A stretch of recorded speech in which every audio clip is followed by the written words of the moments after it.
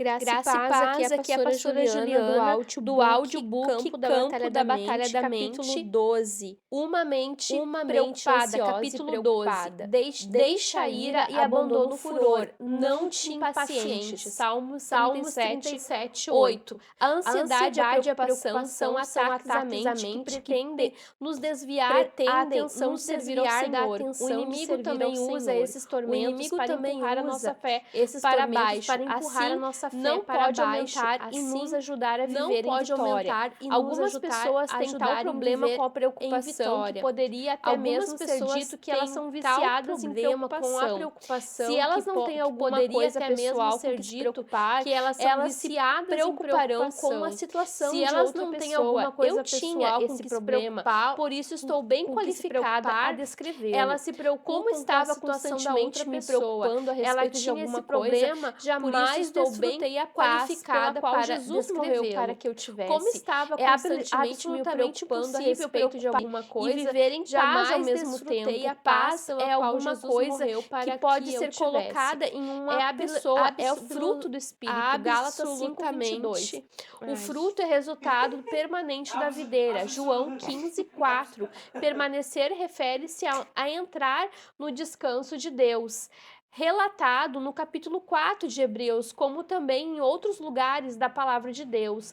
Há diversas palavras na Bíblia que se referem à preocupação. Dependendo da tradução, se você estiver lendo a versão King James, não usa a palavra preocupação, além de não te impaciente, Salmos 37, 8. Outras frases padrões usadas para adverter contra a preocupação são: não andeis ansiosos, Mateus 6, 25. Não andeis ansiosos por alguma coisa, Filipenses 4, 6.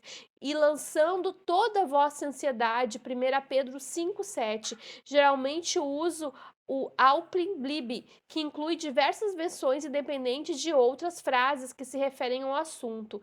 Para simplificar o ensino do restante desse capítulo, vou me referir à situação como preocupação.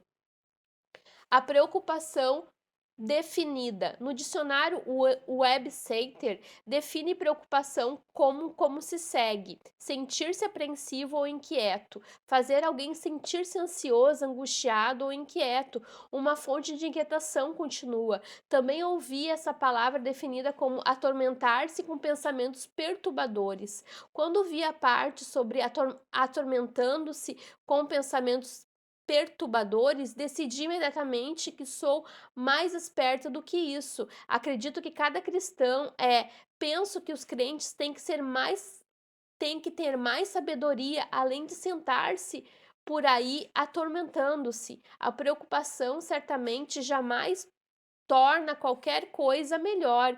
Então, por que não desistir dela? Outra coisa da definição também me esclareceu: agarrar-se pela garganta com dentes e sacudir ou lacerar, como um animal faz um com o outro, ou fustigar por meio de repetidas mordidas ou dentadas. Refletindo nessa definição, fiz a seguinte correlação: o diabo usa a preocupação para fazer conosco precisamente o que ele está escrito acima. Quando temos uma luta com a preocupação, mesmo por outras horas, é exatamente assim que nos sentimos, como se alguém estivesse apanhando pela garganta e nos sacudindo até ficarmos completamente exaustos e dilacerados. A repetição de pensamentos que vêm e não nos deixam é como repetidas mordidas e dentadas descritas na definição. A preocupação é definitivamente um ataque de Satanás à nossa mente. Há certas coisas que o crente é instruído a fazer com a mente, e o que o inimigo quer é assegurar que elas jamais sejam feitas. Consequentemente, o diabo tenta manter a arena mental suficientemente ocupada com os tipos errados de pensamento, de forma tal que a mente nunca se liberta para ser usada para o propósito ou para a qual Deus planejou. Discutiremos essas coisas certas a fazer com a nossa mente no próximo capítulo. Mas agora deixe-me continuar com o estudo sobre a preocupação, até termos revelação total de quão inútil ela realmente é. Mateus 6, 25, 34 é exatamente a passagem para ler quando sentirmos um ataque de preocupação vindo. Vamos examinar cada um desses versículos separadamente para ver o que o Senhor está dizendo sobre esse assunto vital. Não é a vida maior que as coisas? Por isso vos digo, não andeis ansiosos pela vossa vida, quanto que haveis de comer ou de beber, nem pelo vosso corpo, quanto haveis de vestir. Não é a vida mais o alimento e o corpo, mais do que as vestes? Mateus 6, 25. O propósito da vida é ser tão alta qualidade que desfrutemos imensamente. Em João 10, 10 disse: o ladrão vem somente para roubar, matar e destruir. Eu vim para que tenham e desfrutem da vida e tenham em abundância. Satanás tenta nos roubar essa vida de muitas maneiras. Uma delas é por meio da preocupação. Mateus 6,25 nos ensina que não há nada na vida com que nos devemos preocupar, nenhum aspecto dela, a qualidade de vida que Deus providenciou para nós é suficientemente grande para incluir todas essas coisas, mas se nos preocuparmos sobre as coisas, então as perdemos, como também a vida que Deus quis que tivéssemos. Não é como não é como você mais valioso do que um passarinho? Observais as aves do céu, não semeiam, não colhem, nem ajuntam em celeiros, contudo o vosso Pai Celeste a sustenta. Porventura, não fazeis vós muito mais do que as aves? Mateus 6, 26. Poderia fazer bem a todos nós gastarmos algum tempo observando as aves. Foi isso que o Senhor disse para fazer.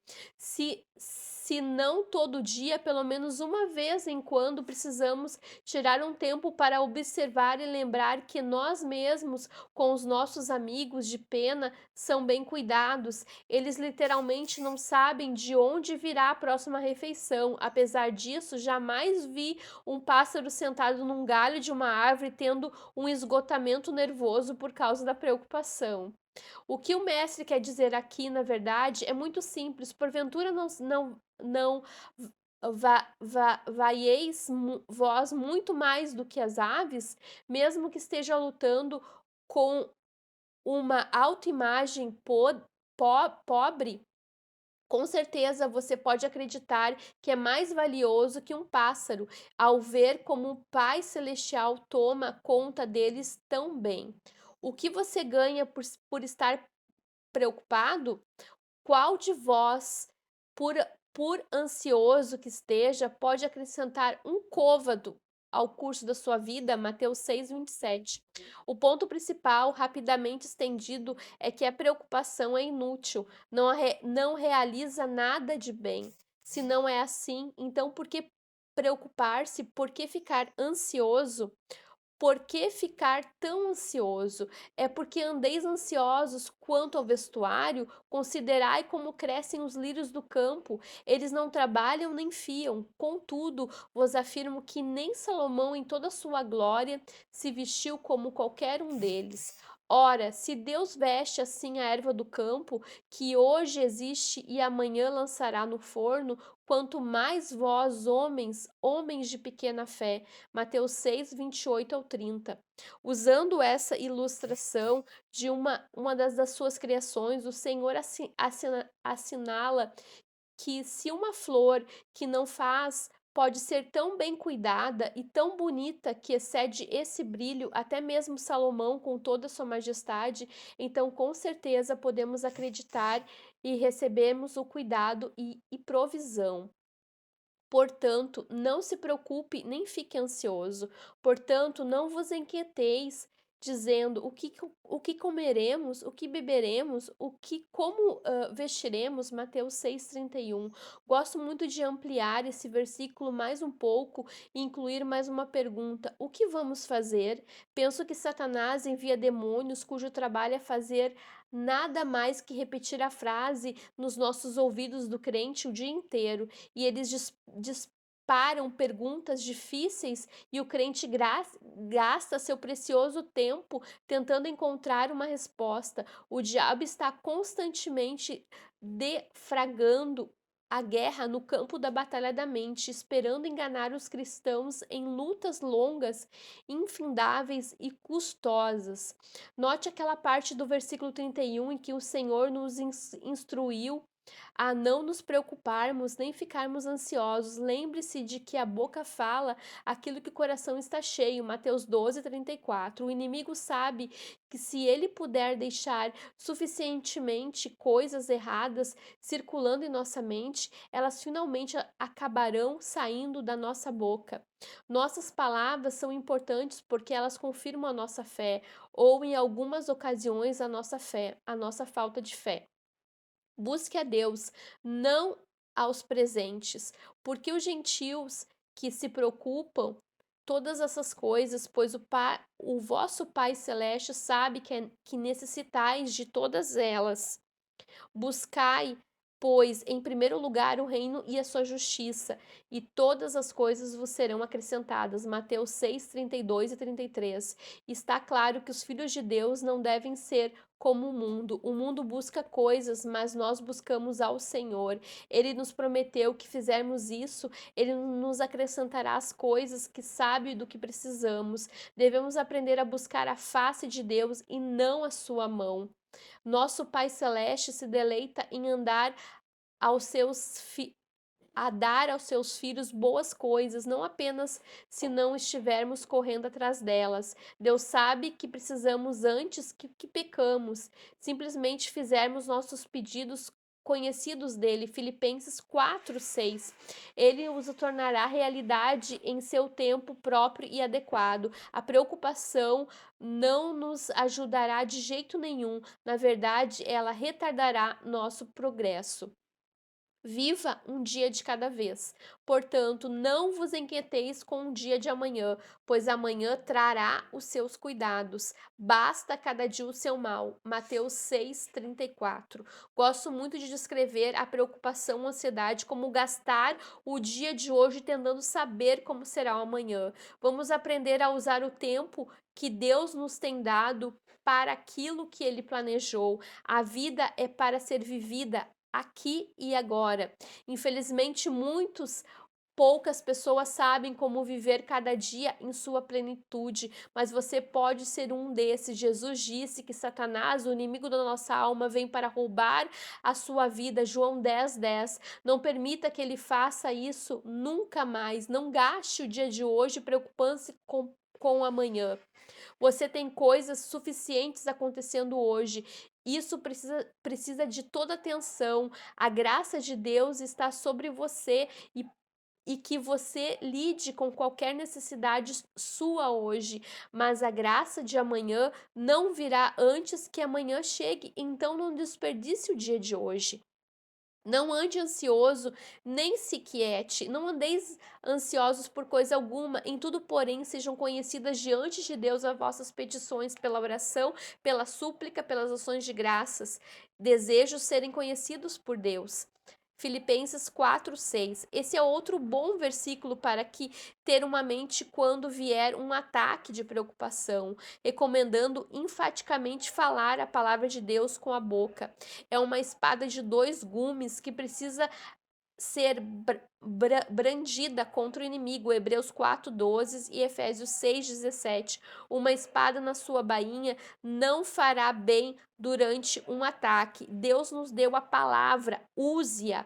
Aprenda versículos como esses. Quando o inimigo atacar, o ataque da mesma forma, a arma que Jesus usou, a palavra.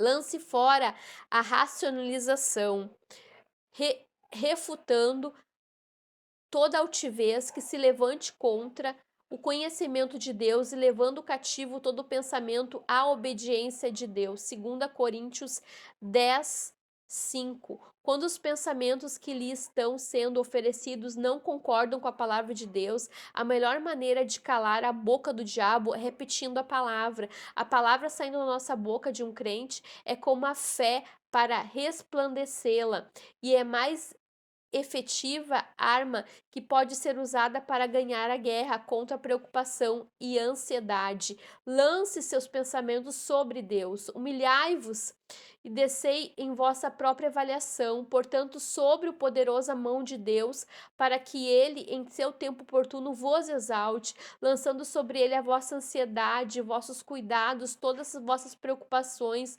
todos os vossos interesses, porque ele tem cuidado de vós com afeição, ele toma conta de vós vigilantemente. 1 Pedro 5, 6 e 7. Quando o inimigo tenta nos dar um problema, temos o privilégio de poder lançá-lo sobre Deus. A palavra lançar, na verdade, significa jogar ou arremessar. Podemos jogar ou arremessar nossos problemas para Deus. Crie-me e ele pode pegá-lo. Ele sabe o que fazer com eles. Essa passagem nos permite saber que humilhar-se significa não se preocupar. A pessoa que se preocupa ainda pensa que ela pode, de alguma maneira, resolver o seu próprio problema. A preocupação é a mente correndo de um lado para outro, tentando encontrar a solução para a sua situação. O homem orgulhoso é cheio de si, enquanto o homem humilde é cheio de Deus. O homem orgulhoso se preocupa, o homem humilde espera. Apenas Deus pode nos libertar. Ele quer que saibamos disso para que em cada situação, nossa primeira resposta seja nos apoiarmos nele e encontrarmos o descanso no Senhor, o descanso de Deus. Ah, nosso Deus, acaso não executarás tu e teu julgamento contra eles? Porque em vós não há força para resistirmos à grande multidão que vem contra nós. Não sabemos nós o que fazer, porém os nossos olhos estão postos em ti. 2 Coríntios 20, 12. Amo esse versículo. O povo a quem ele refere havia atingido o ponto de perceber três coisas como certas. Ele tinha o poder contra os inimigos. 2, eles não sabiam o que fazer. 3, eles precisavam ter os olhos fixos em Deus. No versículo 15 e 17 da mesma passagem, vemos que o Senhor lhes disse quando eles atingissem essa percepção de boa vontade, admitiram diante de Deus: não temais, nem vos assustei por coisa desta tão grande multidão, pois peleja não é vossa, mas é de Deus. Nesse encontro não teremos que pelejar, tomar posição, ficar parados e ver o salvamento que é do Senhor nos dá.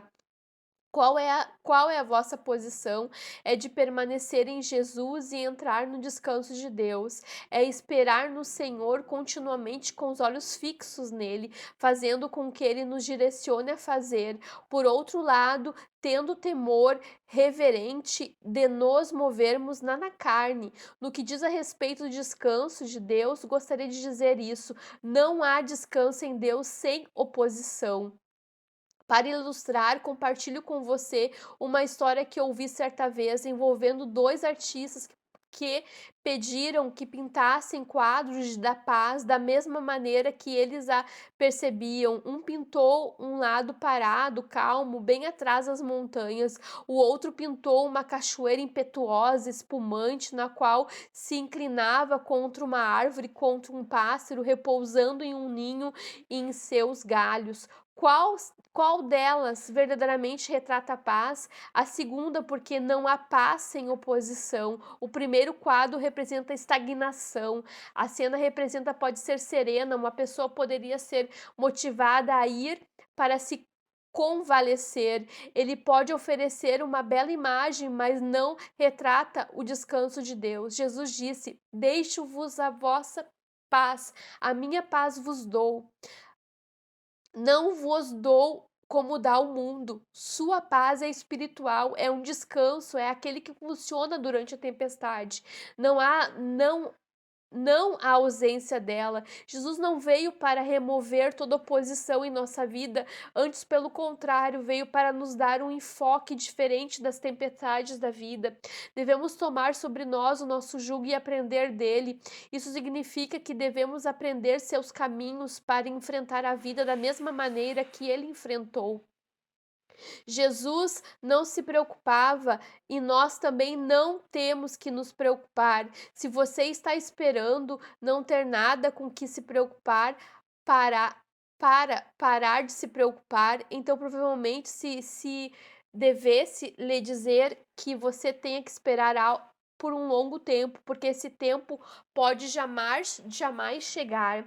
Não estou sendo negativa, estou sendo honesta. Mateus 6,34 sugeriu que não nos preocupemos com o dia de amanhã, porque cada dia terá suas próprias e suficientes preocupações. O próprio Jesus disse, ele certamente não era negativo. Estar em paz, desfrutar o descanso de Deus em meio à tempestade, dá mais glória ao Senhor, porque prova que seu método funciona. Preocupação, preocupação e preocupação. Desperdicei anos da minha vida me preocupando com coisas sobre as quais não podia fazer nada. Gostava de ter aqueles anos de volta e ser capaz de encará-los de maneira diferente. Entretanto, uma vez que você tenha gasto o tempo que Deus lhe deu, é impossível consegui-lo voltar e fazer alguma coisa do jeito diferente.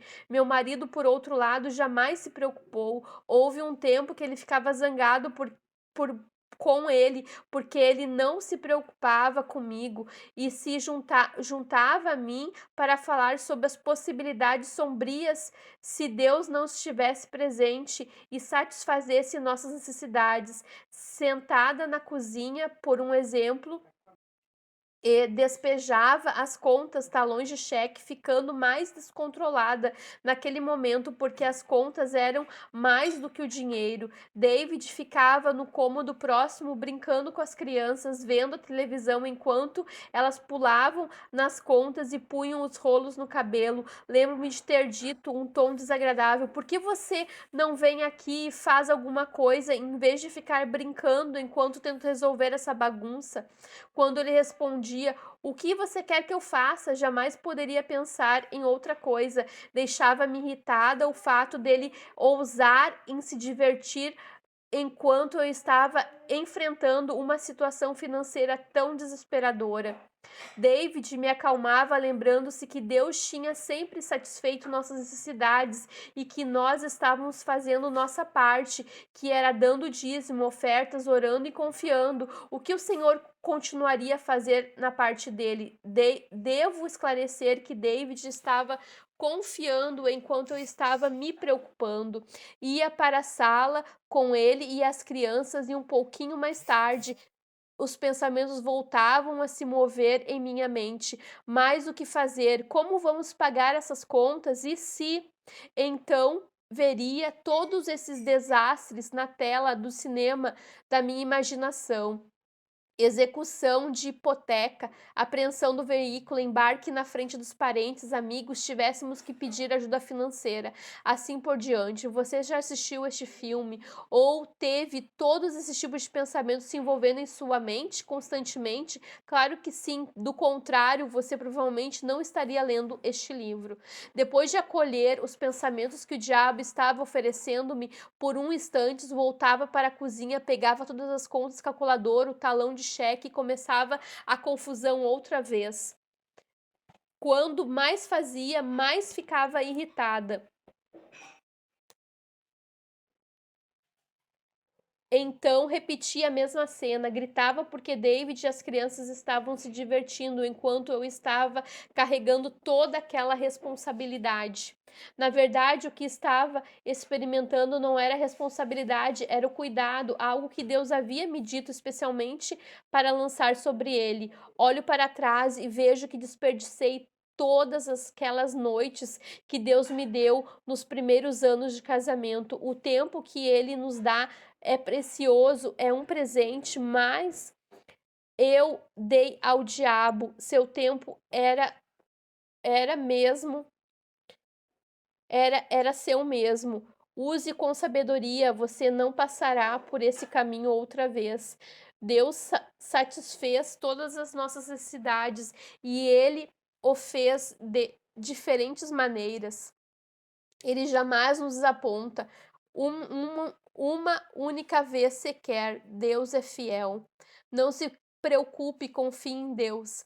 Seja a vossa vida sem avareza, avidez, luxúria e desejo ardente, posses, contentai-vos com as coisas que tendes, porque ele tem dito: de maneira alguma te deixarei, nem te falharei, nem te deixarei sem suporte, nunca, jamais, nunca, nunca. Quando o nível te deixarei sem ajuda, te abandonarei, nem desapontarei, nem relaxarei a sua mão sobre ti, com toda a certeza não. Hebreus 13:5.